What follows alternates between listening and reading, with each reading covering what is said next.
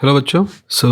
जैसा कि पिछले वीडियो में हम लोगों ने कहा था कि श्रोडिंगर की जो दो इक्वेशन होती हैं, एक होती है श्रोडिंगर टाइम डिपेंडेंट इक्वेशन, एक होती है श्रोडिंगर टाइम इंडिपेंडेंट इक्वेशन।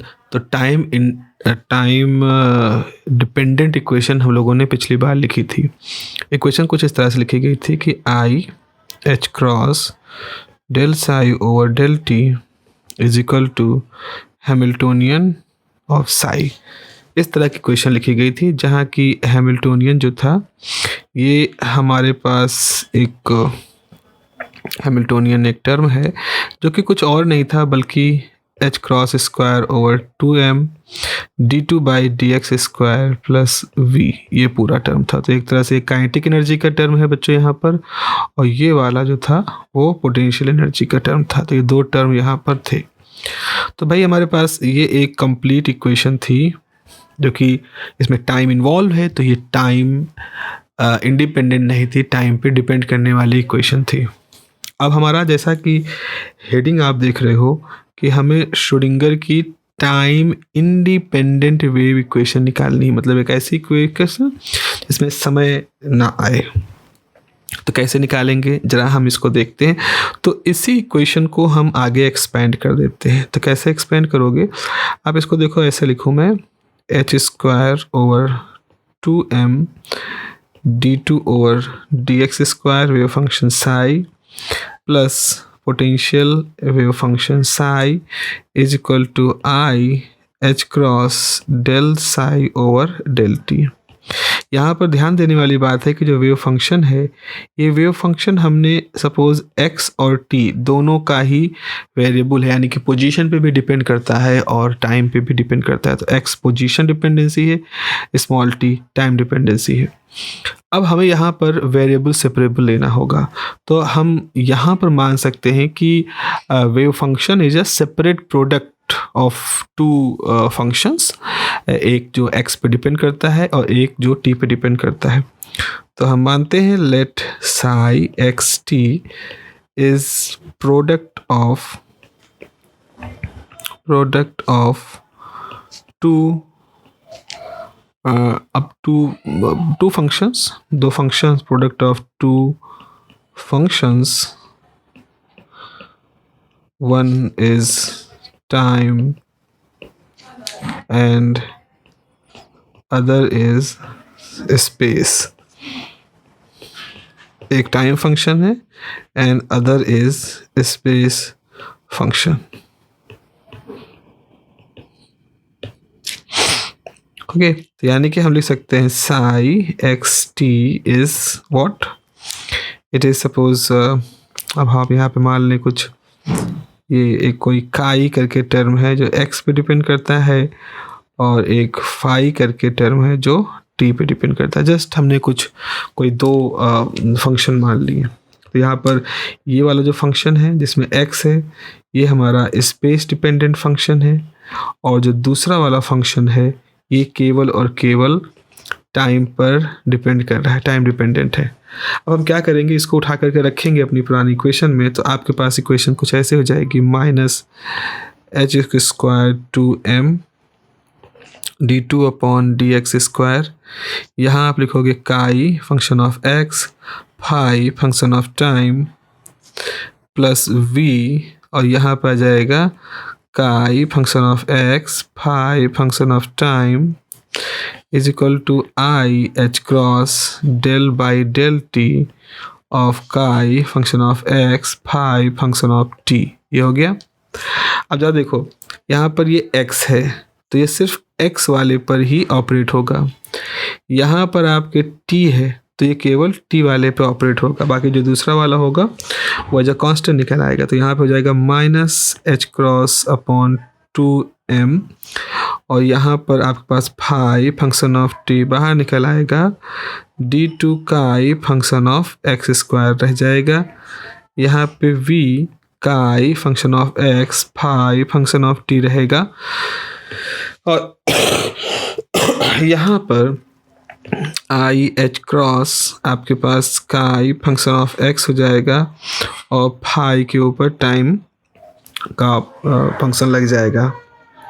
अब क्या कर सकते हैं, अब हम इस पूरी इक्वेशन को डिवाइड करते हैं, डिवाइड दिस इक्वेशन, इस इक्वेशन को डिवाइड करते हैं by X function of chi function of T phi function of T से डिवाइड कर दो भाई।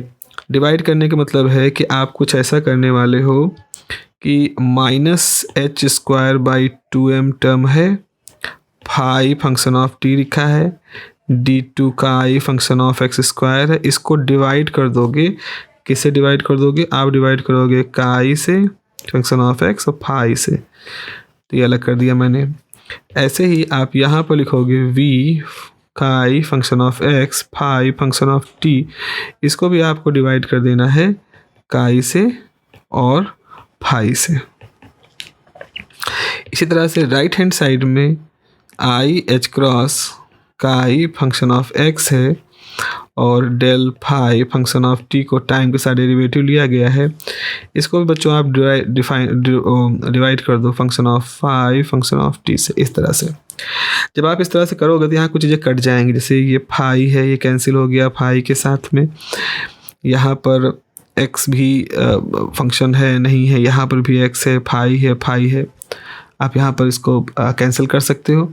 यहाँ पर ये जो काई है काई से कैंसिल हो जाएगा, तो फाइनली आपके पास क्या बचेगा, फाइनली आपके पास बचेगा -h क्रॉस ओवर 2m 1 काई फंक्शन ऑफ x d2 काई फंक्शन x² प्लस v। अब v तो ऑब्वियस सी बात है फंक्शन ऑफ x होगा, एक्स टी पे मान लो डिपेंड कर रहा है। यहाँ पर राइट हैंड साइड में होगा आई H cross 1/5 function of T is d∅/dt, इस तरह का हो गया।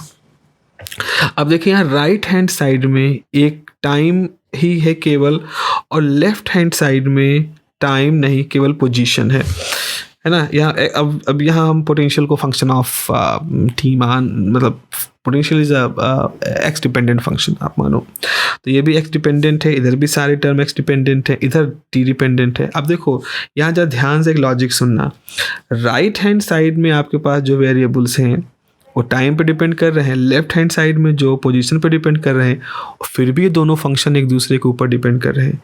ये तभी हो सकता है कि जब ये भी इंडिपेंडेंटली किसी एक फंक्शन ई पे डिपेंड करे और ये भी इंडिपेंडेंटली किसी एक फंक्शन ई पे डिपेंड करे। यानी मैं ये कह रहा हूँ कि ये इक्वेशन तभी सेटिस्फाई हो सकती है जब हम इनको मान लो थोड़ी देर के लिए हम ई न माने, कोई फंक्शन मान लें, मान लो किसी फंक्शन ए किसी टर्म किसी कांस्टेंट के बराबर होंगे, तो जब तक ऐसा नहीं होगा तब तक हम ये इक्वेशन नहीं लिख सकते हैं। जैसे मैंने कहा कि a = c, तो इसका मतलब है a की वैल्यू भी 2 होगी और c की वैल्यू भी 2 होगी, तभी a और c आपके बराबर आप लिख रहे हो, अदरवाइज आप बराबर क्यों कहोगे इसको। तो इस लॉजिक के हिसाब से हम कह सकते हैं कि लेफ्ट हैंड साइड जो कि टाइम डिपेंडेंट फंक्शन है, राइट हैंड साइड जो कि पोजीशन डिपेंडेंट फंक्शन है, ऐसी इक्वेशन तब तक होल्ड नहीं करती है जब तक कि ये दोनों ही इक्वेशन किसी एक कांस्टेंट के बराबर ना हो जाए। तो हम यहाँ पर लिख सकते हैं let what we need to do is -h cross upon 2m 1/chi d2 chi upon x² plus v = a and i h cross upon phi del phi by del t is also equal to a। ये भी मतलब ये आपने यहाँ लिखा a है ऐसे और ये भी लिख दिया है ऐसे। अब हम जरा इसको एक बार थोड़ी देख लेते हैं क्या है। तो इसको ऐसे लिख सकते हो, इसको लिख सकते हो del phi by phi is equal to a upon i h cross और यहाँ हो जाएगा del t, ये हो गया। अब हम इसको जब सॉल्व करते हैं, इसको जब हम पूरी तरह से सॉल्व करेंगे तो ये कुछ ऐसा हो सकता है del phi by phi is equal to, अब i से आप मल्टीप्लाई करो तो i a upon I square H del T. Integrate आप करोगे तो अल्टीमेटली आपके पास आएगा log phi is equal to minus I A H cross T, और इधर आपके पास मान लीजिए हमारे पास कुछ आ गया log फाई 0, ऐसे हमने कुछ ले लिया। तो अब आप क्या करोगे, अब आप इसमें ऐसे कर सकते हो log phi minus log phi 0 is equal to minus I A T by H cross. ये हो गया। थोड़ा सा हम स्टैंडर्ड करके कुछ चल रहे हैं, तो log phi upon phi 0 is minus I A T upon H cross. तो यहाँ से आप लिख सकते हो phi upon phi not is equal to exponential minus I A T over H cross. यानी यहाँ से फाई जो कि फंक्शन टी है वो लिखोगे फाई नॉट जो कि कांस्टेंट है into exponential minus I A T by H cross. तो ये एक रिजल्ट आ गया है कि जो हमारे वेव फंक्शन का टाइम डिपेंडेंट पार्ट है वो कैसे वेरी करेगा, उसको रिप्रेजेंट करता हुआ ये हमारे पास है। लेकिन अब हमें तो क्या सॉल्व करना है, हमें अपनी time independent variable time independency को बनाए रखना है। ओके, तो इसके लिए क्या करोगे, इसके लिए आपको राइट हैंड साइड मतलब दूसरी इक्वेशन को देखना पड़ेगा। जरा दूसरी इक्वेशन के आपके पास क्या है, यहाँ पर जो ए जो कि कांस्टेंट है, यहाँ पर जो ए आपका एक कांस्टेंट है, बेसिकली ये सिस्टम की टोटल एनर्जी होती है। बच्चों इसको अभी हम यहाँ पर एज अ फैक्ट आपके सामने इंट्रोड्यूस कर रहे हैं, लेकिन इसको मैथमेटिकली हम लोग रिगरसली इसको निकाल सकते हैं। तो फिलहाल आप ये मानिए कि ए जो है वो हमारी एनर्जी है। अगर ऐसा आप कहोगे टोटल एनर्जी तो सिस्टम की वैसे भी कांस्टेंट होगी, तो ये आ जाती है एच स्क्वायर बाई 2m और 1 upon chi D two chi by X square is equal to V is equal to energy E. अब हम यहाँ से इसमें ऐसा कर सकते हैं D two chi by D x square, हमने पूरे इक्वेशन पे काई से मल्टीप्लाई कर दिया, तो यहाँ कैंसिल हो जाएगा, इस हिस्से में कैंसिल हो जाएगा, तो जाएगा minus H square by 2m d two chi by D x square is equal to E minus V x. ठीक है, तो अब यहाँ पर आप लिख सकते हो h square upon 2m d two x by d two chi by D x square plus E minus V into chi is equal to 0, या आप लिख सकते हो d two chi by D x square plus 2m by H cross square E minus V chi is equal to 0। ये प्यारो बच्चों, ये जो हमारी इक्वेशन बनती है इसमें कहीं भी कोई भी ऐसा फंक्शन नहीं है जो कि टाइम पे डिपेंड करे। तो ये हमारे पास है time, this is just time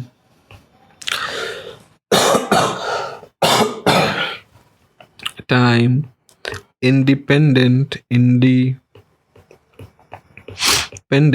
Schrödinger equation, SCHRODINGER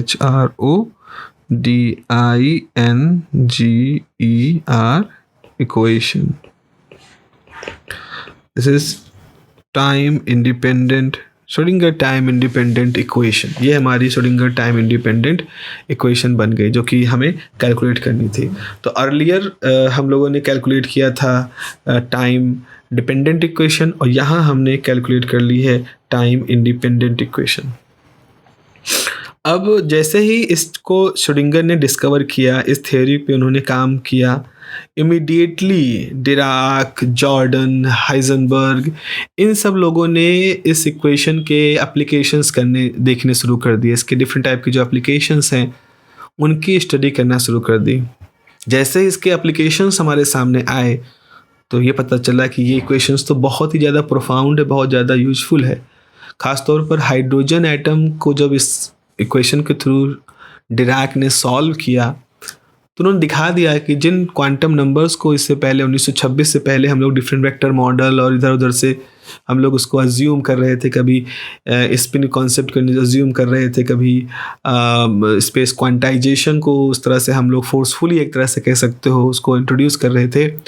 जैसे ही वेव इक्वेशन को इंट्रोड्यूस किया गया, हाइड्रोजन एटम प्रॉब्लम में डिराक ने इंट्रोड्यूस किया, श्रोडिंगर ने इवन खुद उसको इम्प्लीमेंट किया, तो क्या पाते हैं कि सारे क्वांटम नंबर्स तो ऑटोमेटिकली हमारे सामने आ जाते हैं, कुछ भी फोर्सफुली हमें निकालना नहीं पड़ता। यानी कि इस इक्वेशन ने बहुत अच्छे तरीके से हमारी जो अंडरस्टैंडिंग थी एटॉमिक सिस्टम की उसको बढ़ा दी, और ये इसकी एक बड़ी उपलब्धि थी। तो अभी हमारे सामने क्या है? हमारे सामने एक सिलेबस का पोर्शन है, एक सिलेबस का पार्ट है कि आप डिस्कस करिए particle in one dimensional box. कि अगर हमारा पार्टिकल है, कोई इलेक्ट्रॉन ले लेते हो, तो वो जब वन डायमेंशनल बॉक्स में रहता है तो उस वन डायमेंशनल बॉक्स में वो कैसे बिहेव करता है, कैसे उसका बिहेवियर होता है, उसको जब लोग देखेंगे तो हमें 2-3 चीज़ें समझ में आ जाएंगे। एक तो क्वांटाइजेशन, एनर्जी क्वांटाइजेशन की कंडीशन क्या होती है। दूसरा वेव फंक्शन में कंडीशन पढ़ेंगे, नॉर्मलाइजेशन की कंडीशन पढ़ेंगे, और डिस्क्रीटनेस क्या होती है, कैसे हम वेव फंक्शन की नॉर्मलाइजेशन को देख करके उसकी प्रोबेबिलिस्टिक बिहेवियर को एक्सप्लेन कर सकते हैं। तो इस तरह से कई सारे इम्प्लीकेशंस मतलब रिजल्ट्स हैं जो कि particle in one dimensional box से हम जिनकी स्टडी कर सकते हैं। So the next part we will discuss the last part of this theory portion of the quantum mechanics, और वो है particle in one dimensional box. Okay, till then have a nice evening, be happy, keep learning, take care, bye.